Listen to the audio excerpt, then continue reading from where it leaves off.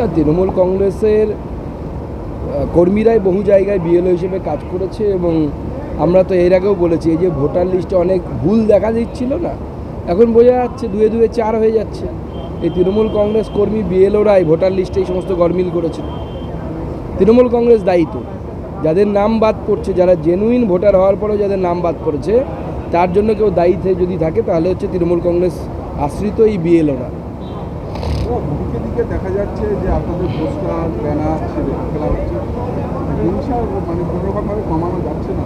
দেখুন, বাংলায় হিংসামুক্ত ভোট করা তো একটা বড় চ্যালেঞ্জ।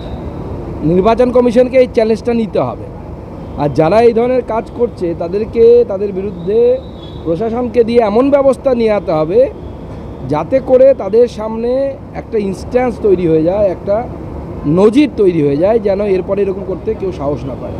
মুখ্যমন্ত্রী বলছেন যে ডেলি প্যাসেঞ্জারের মতো প্রধানমন্ত্রী, স্বরাষ্ট্রমন্ত্রী আছেন, এরা ভোটাধিকার কাটতে চাইছেন। আজকে সকালবেলা নববর্ষের শুভেচ্ছা জানিয়ে এই কথা তিনি বলছেন।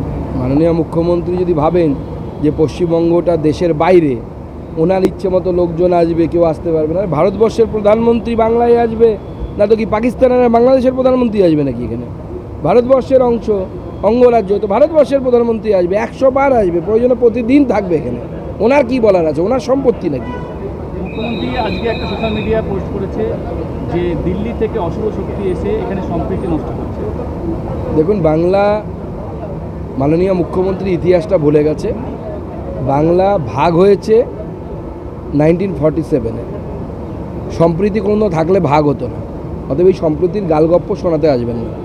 আর দ্বিতীয় হচ্ছে এই নববর্ষ, আজকে বাংলাদেশে নববর্ষ পালন নিয়ে প্রশ্ন উঠে যাচ্ছে। আগে আমাদের কবি সাহিত্যিকরা বলতেন না, এপার বাংলা ওপার বাংলা কোনো পার্থক্য নেই। এখন পার্থক্য চোখে বোঝা যাচ্ছে, না বোঝা থাকলে বলুন, আমি চশমা পাঠিয়ে দেবো।